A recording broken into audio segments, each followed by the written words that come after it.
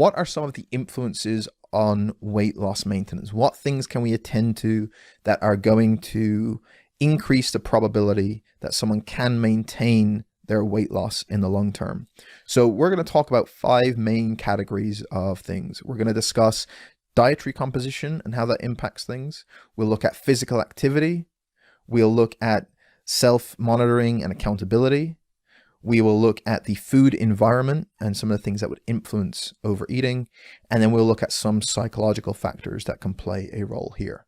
So going to the first of those, diet composition, many of this will be similar to the principles of a fat loss diet, but with some slight differences. So within research, we see that, as with most things, a healthy dietary pattern is associated with long-term weight loss maintenance. So something like the DASH diet, which is a healthy dietary pattern, is associated with long-term weight loss maintenance. Similarly, diets that have a high intake of fruits and vegetables and so on. So nothing really different to what you would be advising people anyway. So we want to make sure we're still continuing to advise an overall dietary pattern that is made up of healthy foods, including high amounts of fiber, high amounts of vegetables, some inclusion of whole grains rather than refined grains, etc., etc. With protein intake, we see better outcomes for higher protein intakes than for very low protein intakes. And there's some number of reasons that we could maybe suggest for this, whether that relates to the satiety value of high protein meals, also the benefit for maintaining muscle mass, which again can play a beneficial role.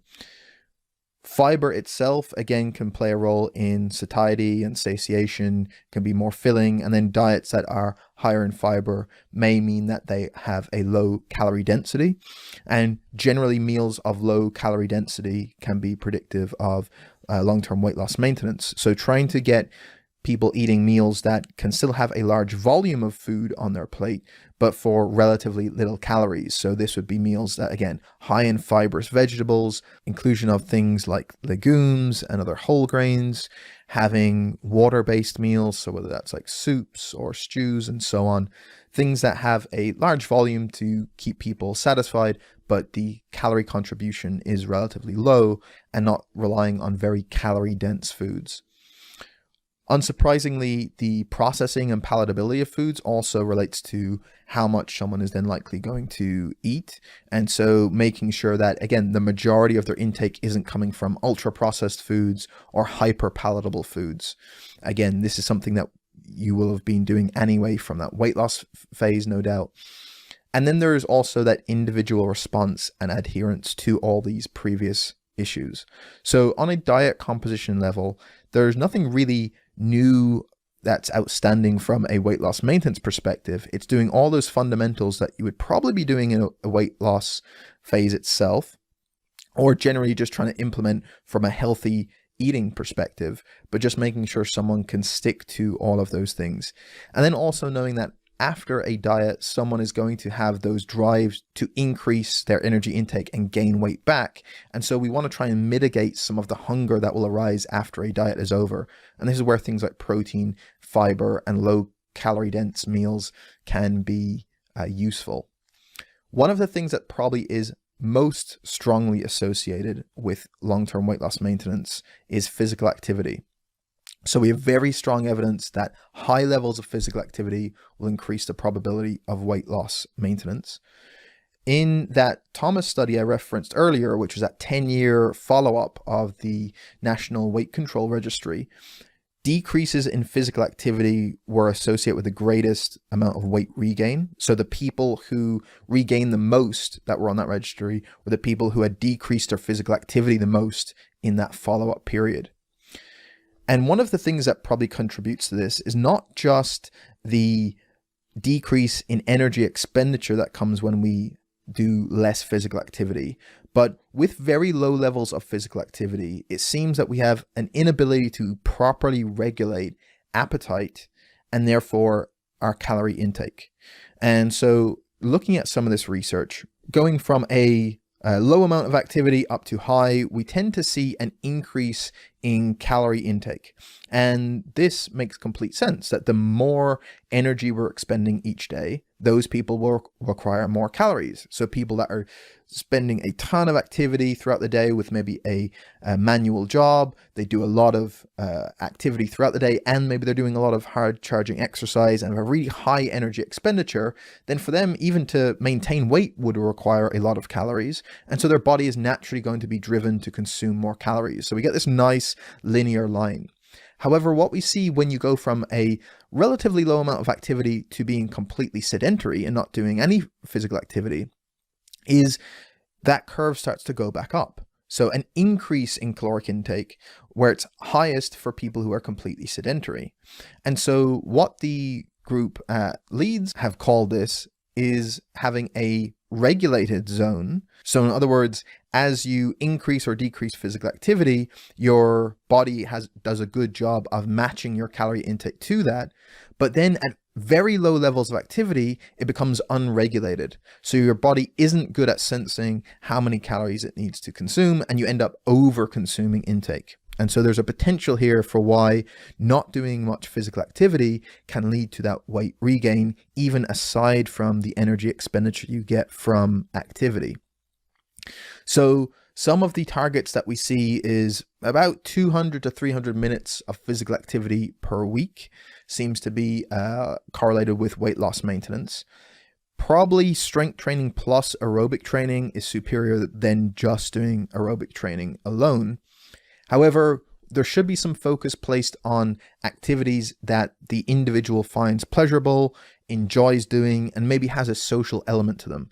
All of those things tend to increase the likelihood they stick to them and stay doing them consistently. So physical activity that's done consistently all the time over the long term is going to be most important. So relying on activities that have some degree of enjoyment for that person, or they like doing, or have something like a reason, like a social element to the activity, or having a community of people that they enjoy meeting up with that does this activity, are all going to be likely to make that physical activity more part of their lifestyle in the long term.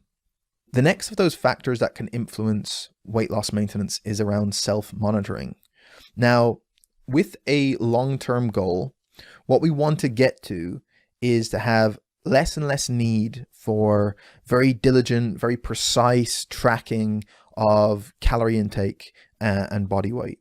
So what we want to move away from is, rather than having very precise tracking methods, is to putting more emphasis on eating habits, recognition of those hunger cues that we have internally, being consistent with exercise, and then just general behaviors in our overall lifestyle. And so that's the kind of goal that in the long term we'd like to move towards.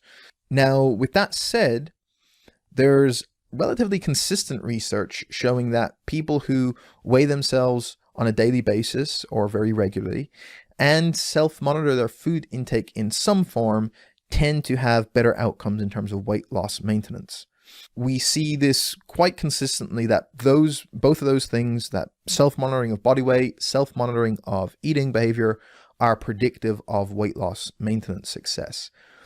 However, it should be very clear that on an individual level, there are cases where self-monitoring by either of these methods can be contraindicated. So for someone who is in a position where they overly obsess about food and overly obsess about tracking intake and worry too much about calories in different meals, then tracking calories and macronutrients would be a bad idea for that person and shouldn't be used. In a similar fashion, there are people who are overly obsessive about scale weight and worry too much about their weigh-in weights. And so trying to do a weigh-in every day is probably going to be more problematic from a psychological perspective. And so that can be avoided. So these are not things that need to be done. They're not the only possible tools for someone to be accountable and to self-monitor, but they are just two that we see associations with. So If this is something that may be useful to people, then having a regular check on both weigh-in or some other form of monitoring body composition might be useful, and at the same time self-monitoring food intake. Now that doesn't necessarily mean tracking calories and macronutrients in an app. It could be keeping a food diary, it could be keeping pictures of meals, it could be some other form of just monitoring overall food intake, but having some mechanism where people are aware of what they're doing seems to be beneficial for that weight loss maintenance. And again, to clarify, there are some caveats to that. There are some cases where that would be contraindicated. So again, use your coaching judgment. And there's probably other lectures that are no doubt within the portal where people talk about some of those contraindications.